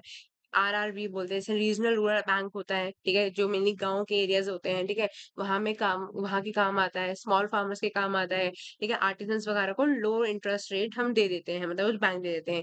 Regional rural bank. Cooperative bank की बात करें तो मेंबर्स के वेलफेयर के लिए बनाए गए हैं। ठीक है, इनमें लो इंटरेस्ट लोन मिलते हैं, या फिर कोऑपरेटिव सोसाइटी का जो एक्ट होता है उसके अंदर हम ये सारे काम चल रहे होते हैं। लोकल एरिया बैंक जो मतलब जो भी सेमी अर्बन एरियाज होते हैं, रूरल एरिया जो होते हैं, वहां पे क्रेडिट के गैप को फिल करने के लिए ये बनाए जाते हैं। मेनली क्या है कि रूरल सेविंग्स को इन्वेस्टमेंट में लगा सके, ताकि स्मॉल फाइनेंस बैंक का मतलब क्या है कि जितने भी स्मॉल बिजनेसेस वगैरह होते हैं, फार्मर्स होते हैं, लो इनकम ग्रुप्स वाले लोग जो होते हैं उनको लोन दे देते हैं। मिनिमम हम 100 करोड़ की कैपिटल होना जरूरी होता है बस उनके बैंक्स के लिए, मतलब ये बोला बैंक को मेंटेन करना पड़ता है। ठीक है ना, पेमेंट बैंक की मैं बात करी तो नए टाइप के बैंक है, मतलब कि 1 लाख तक का डिपॉजिट रख सकते हैं। ठीक है, मोबाइल या इंटरनेट बैंकिंग या फिर डेबिट कार्ड, ये सब चीजें प्रोवाइड कर रहा है पेमेंट बैंक। एंड लोन और क्रेडिट फैसिलिटी यहाँ पर नहीं देते हैं, इस चीज का समझ के चलना। तो इसका शेड्यूल बैंक और नॉन शेड्यूल बैंक अभी तक देखो डिफरेंस आया नहीं है, तो एक बार आप रीड करोगे तो आपको समझ आ जाएगा शेड्यूल बैंक क्या होता है और नॉन शेड्यूल बैंक क्या होते हैं। ठीक है, देन उसके बाद हमारा काउंटर फीट करेंसी शॉर्टनर आ सकता है, इस बार ही हो सकता है। ध्यान से सुनना, काउंटर फीट का मतलब क्या होता है कि जो भी नकली करेंसी या जो फेक नोट चल रहे हैं, फेक कॉइन्स चल रहे हैं, जो इलीगल तरीके से बनाए जाते हैं, फेक ऑब्वियस बात है इलीगल तरीके से बनेंगे। ठीक है, जो जितने भी लोग हैं उनको धोखा देने के लिए इस तरीके से बनाया जाता है कि हाँ हमें इसका फ्रॉड करना है। इसका इम्पैक्ट क्या पड़ता है कि करेंसी का सप्लाई बढ़ जाता है बहुत ज्यादा, इन्फ्लेशन आने जाती है, बिकॉज जितना पैसा होगा उतनी इन्फ्लेशन बढ़ती है। ठीक है, नाउ देखो पैसा ज्यादा होने की वजह से इन्फ्लेशन बढ़ती है, ताकि प्राइस ज्यादा कर सके, लोगों से पैसा निकाला जा सके, ताकि लोग अगर खर्चा करेंगे तो इन्फ्लेशन और बढ़ेगा, इसलिए उनको सेविंग इन्वेस्टमेंट में लगाया जाता है ताकि इन्फ्लेशन कंट्रोल आ सके।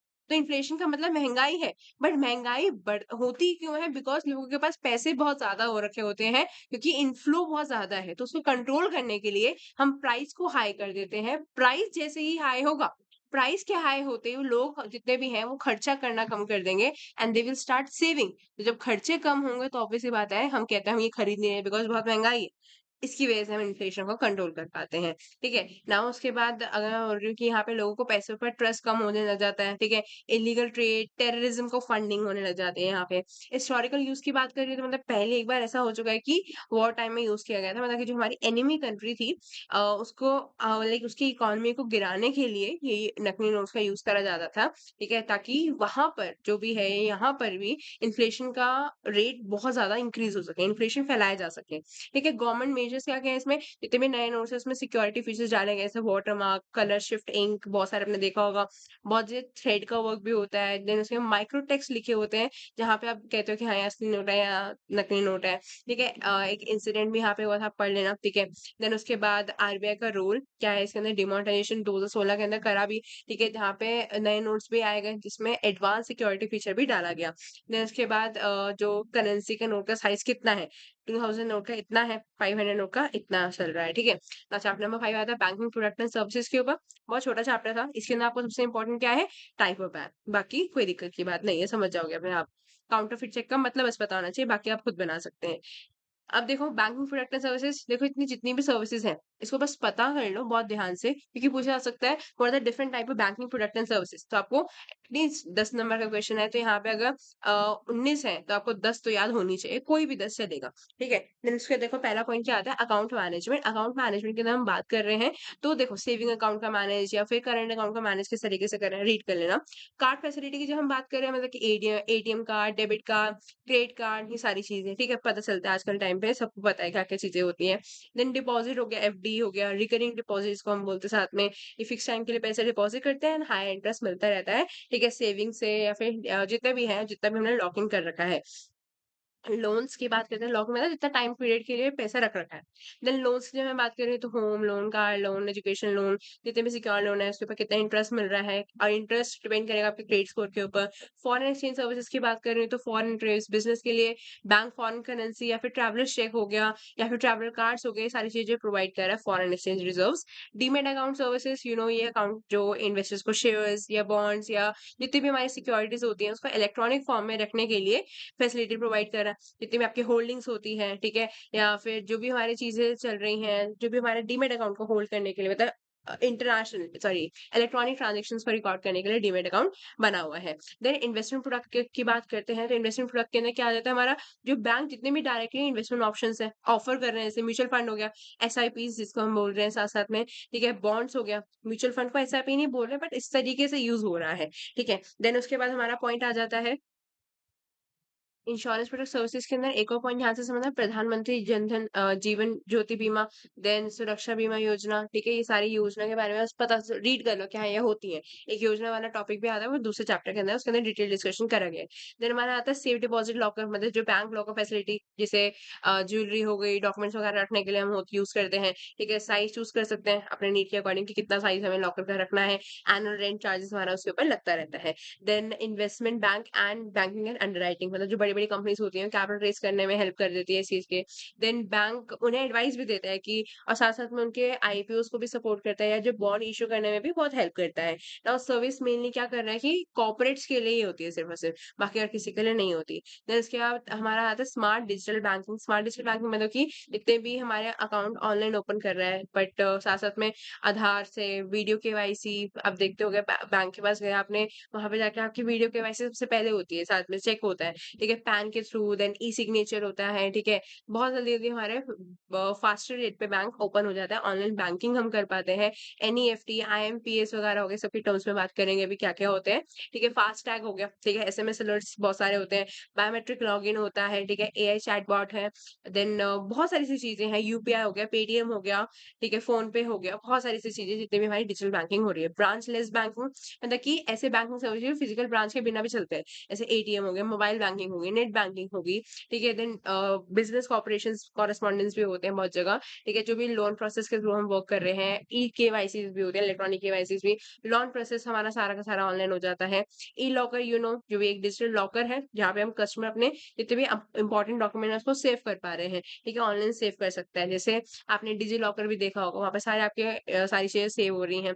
जैसे पैन हो गया, आपका आधार हो गया, ठीक है, ये सारी चीजें सेव कर रहा है आपके सारे ऑनलाइन रिकॉर्ड्स को, ठीक है, मतलब डिजिटल लॉकर्स क्रिएट कर रहा है। देन कैश रिसाइकलर्स और कैश डिपॉजिट मशीन, इसका मतलब क्या है, ये सेल्फ सर्विसेज मशीन होती है जिसमें आप कैश डिपॉजिट या फिर विड्रॉल दोनों कर सकते हो, बट साथ में क्या है, इसकी कार्डलेस डिपॉजिट की लिमिट होती है 49,900, इसकी लिमिट है, ठीक है। एंड जो डेबिट कार्ड से 2 लाख तक का ट्रांजेक्शन हो सकता है और रियल टाइम अपडेट होता रहता है जिस तरीके से करोगे। देन न्यू बैंकिंग की बात करते हैं तो जितने भी पूरे डिजिटल बैंक होते हैं वहां उसकी कोई फिजिकल ब्रांच नहीं होती, या तो ये ट्रेडिशनल बैंक के पार्टनर होते हैं या फिर ये इंडिपेंडेंटली काम कर रहे होते हैं। तो मेनली ये आरबीआई से अलग लाइसेंस नहीं होता बट साथ में चल रहा होता है। देन उसके बाद अगर मैं बात करती हूँ व्हाट्सएप बैंकिंग, आपने देखा है ये 2020 के अंदर हमारा लॉन्च हुआ है, एनपीसीआई के साथ लॉन्च हुआ था साथ में, ठीक है। आप बैंक के व्हाट्सएप नंबर पर सिर्फ लाइक हाई भेजकर बोल सकते हो एंड क्वेरी पूछ सकते हो। ये व्हाट्सएप बैंकिंग वो वाला नहीं है कि व्हाट्सएप पे जो आप पेटीएम पेमेंट कर लेते हो, ये तो अभी लॉन्च हुआ। व्हाट्सएप बैंकिंग का मतलब क्या है यहाँ पे, कि जितने भी आपने बैंक जितने भी आपको कौन सा बैंक खुलवाना चाहते हो उसके व्हाट्सएप नंबर पे हाई सेंड करो एंड देन उसका क्वेरी पूछकर अपनी बैंकिंग सर्विसेज आप ऑनलाइन अवेल कर सकते हो चैट बेस के थ्रू। अपना पर्सनल सपोर्ट वो दे देता है। देन ग्रीन डिपॉजिट अकाउंट की बात कर रही हो तो इसमें जितने भी कस्टमर के पैसे हैं इको फ्रेंडली या सस्टेनेबल प्रोजेक्ट में इन्वेस्ट होते हैं। ये एक एनवायरनमेंट कॉन्शियस या फिर जो एनवायरनमेंट बहुत फ्रेंडली होते हैं उन लोगों के लिए होता है, ताकि वो एनवायरनमेंट को सपोर्ट कर पाए। देन इम्पैक्ट अकाउंट का मतलब क्या होता है, एक करंट अकाउंट होता है, ठीक है, जो कार्बन फुटप्रिंट ट्रैक करता है किस तरीके से है, आपको एक बजटिंग और सेविंग टिप प्रोवाइड करता रहता है कि जितने भी कॉमन से जितने भी जुड़े रहोगे तो उसके इनिशिएटिव्स के बारे में भी आपको अपडेट करता रहता है। मेनली ये बिजनेसेस के अंदर ज्यादा सही रहता है। स्मार्ट वॉल्ट की बात करते हैं तो एक रोबोटिक लोकल सर्विसेज होती हैं। ऐसे अगर आपने सुना हो आईसीआईसीआई का भी स्मार्ट वॉल्ट है, ठीक है, जो एक ऑटोमेशन या फिर हाई लेवल की सिक्योरिटी देता है एंड 24/7 की एक्सेस लॉकर एक्सेस प्रोवाइड करता है आपको। Then type of deposit account, सिर्फ देखो यहाँ पे मैंने इतने सारे पॉइंट्स बताए, आपको याद सारे नहीं रहेंगे बट 10 पॉइंट आपको अच्छे तरीके से करना है, जो आपको लगता है आप कर सकते हो उस तरीके से कर लेना। देन टाइप ऑफ डिपॉजिट की बात करती हूँ, इसके अंदर आपको मेनली रीड अगेन समझना बहुत जरूरी है, कुछ टर्म्स मेंशन बहुत जरूरी है कि इसकी लिमिट कितनी है, ये याद रख लेना ताकि आप उसके अंदर पॉइंट लिखोगे तो आपको अच्छा लगेगा, सही मतलब टीचर को अच्छा लगेगा, राइट। जैसे हमारा आया था सेविंग बैंक अकाउंट, उसके अंदर पॉइंट क्या है, ये बेसिक अकाउंट होता है जहाँ पे बेसिक अकाउंट जहाँ पे रेगुलर इनकम या थोड़ा जितने भी पैसे वगैरह सेव करने होते हैं वो कर लेते हैं। इसकी इनिशियल डिपॉजिट या केवाईसी 50,000 से ज्यादा डिपॉजिट अगर मेनली चाहिए होता है इनिशियल डिपॉजिट के लिए, प्लस साथ में क्या है यहाँ पे 50,000 से ज्यादा डिपॉजिट के लिए आपको पैन की रिक्वायरमेंट होती है, मतलब कि परमानेंट अकाउंट नंबर जरूरत होता है 50,000 से ऊपर डिपॉजिट कराने के लिए। और यहाँ से हमारे चेक हो या एटीएम से हम अनलिमिटेड विड्रॉल कर सकते हैं, पॉसिबल होता है। एंड यहाँ पे जितना भी नॉर्मल इंटरेस्ट वगैरह है, जो नॉर्मल इंटरेस्ट इंटरेस्ट रेट हमें रिसीव होता है वो चलता रहता है। ये हम लोग सारे के सारे खुलवा के रखते हैं। टर्म डिपॉजिट इसको हम एफडी भी बोलते हैं, टाइम टाइम पीरियड के लिए होगी, फिक्स टाइम के लिए पैसा डिपॉजिट करते हैं, मतलब क्या है 15 दिन से लेकर 5 साल तक हम पैसा डिपॉजिट कर सकते हैं एंड टर्म के बीच में पैसा नहीं निकाल सकते, इसमें फिक्स्ड है, टाइम नहीं चलेगा। एंड अगर हम पहले विड्रॉ कर रहे हैं तो उसके ऊपर पेनल्टी रेट लगेगा, फिर जितनी भी पेनल्टी लगेगी उस बैंक के ऊपर डिपेंड करेगा। एंड इंटरेस्ट सेविंग अकाउंट से ज्यादा होता है, यहाँ पे अगर मान लो 2.5% है तो यहाँ पे 5% है, आई डोंट नो अभी कितना चल रहा है, हर बैंक टू बैंक वेरी करेगा, ठीक है। तो एफडी को मेनली लोन सिक्योरिटी में भी बहुत अच्छे तरीके से यूज करा जाता है। now करंट अकाउंट की बात करें तो मेनली बिजनेस के लिए खुलता है, ठीक है, ताकि जितने भी जो डेली ट्रांजेक्शन है वो कर पाए, जिसमें इंटरेस्ट नहीं मिलता बट यहाँ पे ओवरड्राफ्ट फैसिलिटी मिलती है। ओवरड्राफ्ट का मतलब क्या होता है, जहाँ पे हम एक्स्ट्रा पैसे निकाल पाते हैं, हमारा चेक बाउंस नहीं होता बिजनेसेस का, ठीक है। देन उसके बाद हमारा पॉइंट आता है रिकरिंग डिपॉजिट। रिकरिंग डिपॉजिट की जब हम बात कर रहे हैं तो जिसमें हमारे हर महीने फिक्स्ड अमाउंट डिपॉजिट करना होता है एक फिक्स्ड ड्यूरेशन के लिए, ठीक है। जैसे मेच्योरिटी, जब हम मेच्योर हो रहा है, जब पेमेंट की बात आ रही है तो हमें प्रिंसिपल प्लस इंटरेस्ट मिलता है, ठीक है। पेमेंट होता है हमें जब रिसीव हो रहा है तो वहाँ पे हमें प्रिंसिपल अमाउंट जो हमने डिपॉजिट करा था प्लस उसकी इंटरेस्ट के साथ सारा पैसा हमें मिलता है। तो एफडी से थोड़ा कम इंटरेस्ट होता है बट सेविंग्स हमारी ज्यादा हो जाती है कि सारा पैसा इकट्ठा आता है तो सेव होता है, तो एक डिसिप्लिन एक हैबिट लग जाती है सेविंग की। फिर इसके बाद आता है type of loan, very very very important, ये 4 पॉइंट्स है इसके, अच्छे तरीके से कर लेना, ठीक है। आपके पीछे पेपर में भी आया हुआ है टाइप ऑफ लोन, ध्यान से समझना। ठीक है, देखो टाइप ऑफ लोन की बात करें, अब देखो यहाँ पे मैंने टेबल में बना के दिया है। अगर आप इसको पेजेस में लिखोगे बहुत आराम से जाएगा, एंड इसका फॉन्ट भी मैंने छोटा रख रखा है, बिकॉज़ ताकि आपको समझ आ सके सारी चीज़ें, देख के पता चल जाए एक पेज के अंदर, हाँ, एक टेबुलर फॉर्म के ना जल्दी रिकॉल हो पाता है। कंटेंट इतना नहीं है, बट लिखने बैठोगे तो यही तुम्हारे 2-3 पेज आराम से चले जाएँगे। ये पॉइंट-पॉइंट में लिखोगे, छोड़-छोड़ के लिखोगे थोड़ा बहुत, आराम से चला जाएगा। नाउ पर्सनल लोन की बात करें, इसके अंदर हमारे 2 पॉइंट्स क्या आ जाएँगे, सॉरी 4 टाइप्स के, that is education loan. Education loan का मतलब क्या है कि या इंडिया या अब्रॉड में जितने भी पढ़ाई करने के लिए जो लोन ले रहे हो, ठीक है? कोर्स कंप्लीट होने के बाद थोड़े टाइम के अंदर इसको हम बोलते हैं मोरेटोरियम मिलता है हमें, ठीक है? जो मोरेटोरियम का मतलब क्या है, जो भी कोर्स कंप्लीट होने के बाद थोड़ा जो टाइम मिल रहा है रीपेमेंट के लिए, ठीक है? उसको स्टार्ट करने से पहले का जो टाइम पीरियड होता है, उसको मोरेटोरियम बोलते हैं। देन उसके बाद हमारा आता है कंज्यूमर ड्यूरेबल लोन, मतलब कि जितने भी गैजेट्स हैं, टीवी वगैरह के लिए जो शॉर्ट टर्म लोन लेते हैं, इसका इंटरेस्ट कम होता है, बट सिक्योरिटी नहीं चाहिए होती है इसके अंदर, ठीक है? व्हीकल लोन की बात करें तो कार स्कूटर के लिए 5-10 साल का अंदर रीपेमेंट कर देनी चाहिए। देन उसके बाद हाउसिंग लोन के लिए, मतलब जो घर बनवाने के लिए ले रहे हैं, 10 से 30 साल तक का लोन का टाइम पीरियड रहता है, एंड इसके साथ में मैटर करता है इसके लिए क्रेडिट स्कोर। जैसे मैंने आपको बोला, क्रेडिट स्कोर का हम नेक्स्ट चैप्टर में पढ़ने वाले हैं। क्रेडिट स्कोर का रोल क्या है, शायद हम इसी चैप्टर में पढ़ लें। ठीक है, नाउ मतलब इस यूनिट के अंदर कर लेंगे, that's it. Now term loan की बात करते हैं, तो टर्म लोन का मतलब क्या हो जाता है, हमारे फिक्स ड्यूरेशन वाले लोन्स होते हैं, जिसमें इंटरेस्ट लगता है शॉर्ट टर्म में, मतलब जो 1 साल के अंदर पे कर दो, मिड टर्म मतलब कि 1 से 3 साल के अंदर रीपे कर दो, एंड लॉन्ग टर्म मतलब 3 साल के बाद आप रीपे कर रहे हो। देन इसके आपका आता है यहाँ पर that is based on security. Based on security में आपके 2 टाइप के लोन बनते हैं, सिक्योर्ड लोन जहाँ पे जो भी एसेट गिरवी रख रहे हो, वो बहुत मैंडेटरी रहता है, सिक्योर्ड हो जाता है, क्योंकि आपने एक एसेट गिरवी रखी है, मोर्टगेज जिसको बोलते हैं। गिरवी मतलब होता है मोर्टगेज। मोर्टगेज मतलब कि गिरवी रखना, कुछ भी एसेट गिरवी रखना है, कुछ भी रख रहे हो, तो मोर्टगेज रख रहे हो, तो अगर वो सिक्योर्ड है, ऑब्वियस सी बात है, तो सिक्योर्ड लोन हो जाएगा। एंड अगर कोई हमने एसेट वगैरह से नहीं रखी है, गिरवी नहीं रखी है, कोई एसेट नहीं चाहिए, बट एक इंटरेस्ट ज़्यादा होता रहता है, तो हमारा वो अनसिक्योर्ड लोन हो जाता है। ठीक है? यहाँ पे कोई गारंटी नहीं होती कितना अमाउंट जाएगा, यहाँ पे गारंटी होती है। मान लो अगर 10 लाख का लोन है, तो 12 लाख की प्रॉपर्टी अगर उनके पास जमा करा देंगे, मॉर्टगेज रख देंगे, तो सिक्योर्ड लोन हो गया। अगर हम 10 लाख की प्रॉपर्टी में हमने कुछ भी नहीं जमा कराया, कुछ भी नहीं दिया, तो वहाँ पे ऑब्वियस सी बात है, वो अनसिक्योर्ड लोन क्रिएट हो जाएगा। अदर टाइप ऑफ लोन की जब हम बात करें, तो क्रेडिट कार्ड। क्रेडिट कार्ड का मतलब क्या आ जाता है कि शॉर्ट टर्म क्रेडिट होता है, ठीक है, हाई इंटरेस्ट लगता है, टाइमली रीपे करना नहीं कर पाते हैं कई बारी। देन बैंक ओवरड्राफ्ट, जो करंट अकाउंट के बैलेंस से ज्यादा पैसे निकाल लेते हैं, ठीक है, इंटरेस्ट लो होता है इसका। कैश क्रेडिट मतलब कि जितने भी बिजनेस के लिए 1 साल के लिए एक लिमिट तक पैसा यूज करने की जो फैसिलिटी होती है, उसको बोलते हैं। माइक्रो फाइनेंस का मतलब क्या है, जितने भी लो इनकम ग्रुप्स वाले होते हैं, जो कम से कम लोन का यूज कर सकते हैं, जैसे 25,000, जैसे यहाँ पे लिखा 25,000 24% के रेट पे, तो स्मॉल लोन्स दे रहे हैं हम लो इनकम ग्रुप्स को, जहाँ पे हम फाइनेंशियल इंक्लूजन, मतलब वो भी सारे जुड़ जुड़ पाए। Terms related to the loan process not important, बस पता होनी चाहिए। मॉर्गेज रिवर्स मॉर्गेज मैं बता देती हूँ, मैंने मॉर्गेज अभी बता ही दिया।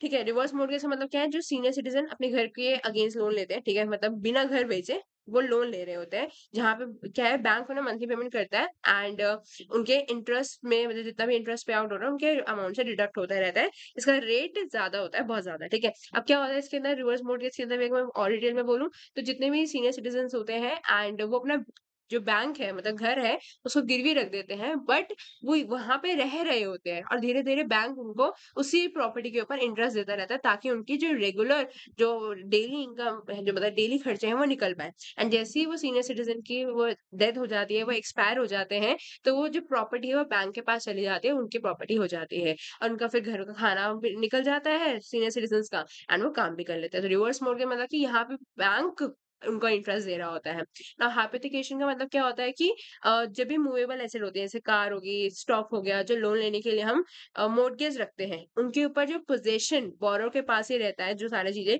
कि उनका हक है वो यूज करने का, जो मर्जी पोजेशन मतलब उनका हक है, बिना कुछ यूज करे, मतलब सेल करे, वो यूज कर सकते हैं उसे। बट जैसे ही जो डिफॉल्ट होने पर जो लेंडर का सीज कर सकता है, अगर कुछ भी डिफॉल्ट हुआ तो वो सीज कर लेगा, मतलब कि जब्त कर लेगा अपने पैसे। देन मतलब जो भी प्रॉपर्टी है, प्लेज का मतलब क्या होता है, जो भी मूवेबल गुड्स है उनके लिए लोन ले रहे हैं, तो लेंडर को, जो भी लेंडर है, उनको हैंड ओवर दे देते हैं, हैंड ओवर कर देते हैं, दे देते हैं वापस। जब तक लोन रीपे नहीं होगा, ऐसे लेंडर के पास ही रहेगा, तो वो प्लेज हो गई। ठीक है, जैसे उसके बाद सिविल स्कोर की बात करते हैं, जो मैं अभी तक बात कर रही थी, ठीक है, CIBIL score very very very important, ठीक है, ध्यान से समझना, शॉर्ट नोट आ सकता है।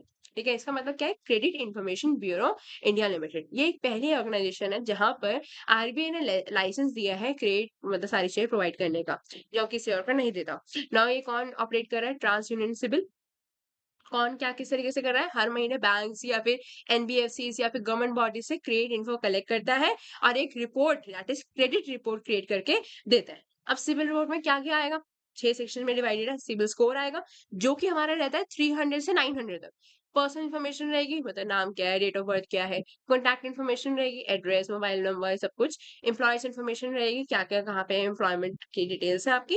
अकाउंट की इन्फॉर्मेशन रहेगी, क्या क्रेडिट कार्ड था, ईएमआई कार्ड क्या क्या है, एंड लेंडर्स इंक्वायरी इन्फॉर्मेशन, जितने भी कहाँ-कहाँ पे आपने अपने रिपोर्ट देख दे रखी है, क्या-क्या आपने जितनी भी इंक्वायरी है वो सारी इन्फॉर्मेशन लेंगे। ठीक है? देन उसके क्रेडिट स्कोर का मतलब क्या-क्या है, देखो मैंने बोला 300 से 900 तक। ना एक 3 डिजिट नंबर होता है 300 से लेके 900 तक, जो आपकी क्रेडिट वर्दिनेस बताता है। ठीक है? अब यहाँ पे क्या है, 800 प्लस होगा। अगर 800 से ज़्यादा है, इट मीन्स लोन अप्रूवल करने की चांसेस बहुत अच्छी है। इट मीन्स कि जितना ज़्यादा सिविल स्कोर हाई तो उतनी ज़्यादा हमारे लोन सैंक्शन होगा, मतलब लोन हमें मिलेगा। बट जितना कम हमारा क्रेडिट स्कोर, उतना हमें लोन नहीं मिलेगा। मैंने आपको बताया सिविल स्कोर मतलब कि अच्छा सिविल स्कोर रखना बहुत ज़रूरी है अगर आप लोन चाहते हो। वरना कोई भी बैंक आपको लोन नहीं देगा, बिकॉज़ यू हैव पास्ट। अगर आपने पीछे ही पेमेंट नहीं करी है किसी पुराने लोन को, तो वो आज आपको नया लोन कैसे दे सकता है? तो जितना अच्छा आपका क्रेडिट वर्दिनेस होगी, सिविल स्कोर इतना अच्छा होगा, आपको लोन लेने में कोई दिक्कत नहीं आएगी। तो यहाँ पे बोला लोन सैंक्शन हो जाएगा अगर 800 से ऊपर है, और यहाँ पे लोन सैंक्शन नहीं होगा जो 350 से नीचे जा रहा है। बीच वाले भी थोड़ा बैलेंस आउट करके चेकआउट करके चेक हो जाते हैं। ना इसका यूसेज क्या है, ठीक है? यूज क्या है, बैंक या एनबीएफसी जब आपका लोन या क्रेडिट कार्ड एप्लीकेशन देखते हैं, तब ये रिपोर्ट या फिर स्कोर बहुत इंपॉर्टेंट होता है आपको लोन देने के लिए। देन ये रिपोर्ट कंपनीज के लिए भी बहुत इंपॉर्टेंट होती है, इसके अंदर बिजनेस की सीआईआर बनता है। सीआईआर का मतलब क्या होता है हमारे यहाँ पर, that is credit information report. ठीक है, एक क्रेडिट इन्फॉर्मेशन रिपोर्ट इश्यू करता है कंपनीज के लिए भी। कौन कौन जगह कहाँ कहाँ कवरेज कर रहा है चीज को, ठीक है? मेनली क्या है, data of 600 million individual and 32 million businesses को कवर करते चलता है। एंड सिक्योर जितने भी चेक है, उनके स्कोर है, उन सबको चेक करके चलता है। और ये सारी चीजें कहाँ अवेलेबल होती है, सिविल के वेबसाइट के ऊपर, मतलब कि जो भी उसका ऑफिशियल वेबसाइट है। Now how to improve your CIBIL score, very very important. कैसे सिविल स्कोर इम्प्रूव करना है, कि अगर आता है शॉर्ट नोट, तो आपको इतना लिखना पड़ेगा। ठीक है? नाउ डोंट डिले और miss your dues, use credit prudently, मतलब कि जरूरत से ज्यादा क्रेडिट मतलब फालतू का। देन क्रेडिट का मिक्स रखो, सारी चीजें रखो, सिक्योर्ड भी रखो, अनसिक्योर्ड भी रखो, सारे यूज होने चाहिए। एंड क्रेडिट लिमिट का 25 से 30% ही यूज करो। देन ज्वाइंट अकाउंट या को बोरर्स को देखते हुए चलो, कि ध्यान रखो कि अगर किसी और के साथ लोन लिया है तो उनका रीपेमेंट भी आपके स्कोर को इम्पैक्ट कर सकता है। तो सारी चीजें, और अपना स्कोर को 100 से 700 से ऊपर ही रखो। 6 चैप्टर आता है हमारा यूनिट 2 का लास्ट चैप्टर, कैशलेस बैंकिंग। देखिए चैप्टर नंबर 6 हम नेक्स्ट वीडियो में चालू करते हैं। 5 चैप्टर हो चुके हैं, आपके 10 चैप्टर हैं। आपके 5 चैप्टर मैंने इस वीडियो में कवर कर दिए। नेक्स्ट वीडियो अराउंड जितने भी होगी 1 घंटा इस वीडियो को हो चुका है हमारे। 5 चैप्टर डन करते हैं। नेक्स्ट 5 चैप्टर अगली वीडियो में करेंगे। ठीक है? थोड़ी बड़ी वीडियो हो रही है बट नीडेड है। ठीक है? आई नो 30 मार्क्स के लिए इतना पढ़ना पड़ रहा है, बट यू शुड नो अब मैं कुछ नहीं कर सकती। It's all about the due. ठीक है? चलिए, ऑल द वेरी बेस्ट। ठीक है? इसको पढ़िए, आपकी नेक्स्ट वीडियो जल्दी आएगी। ठीक है? 6 to 10 चैप्टर इसमें कवर हो जाएंगे आपके। Thank you so much.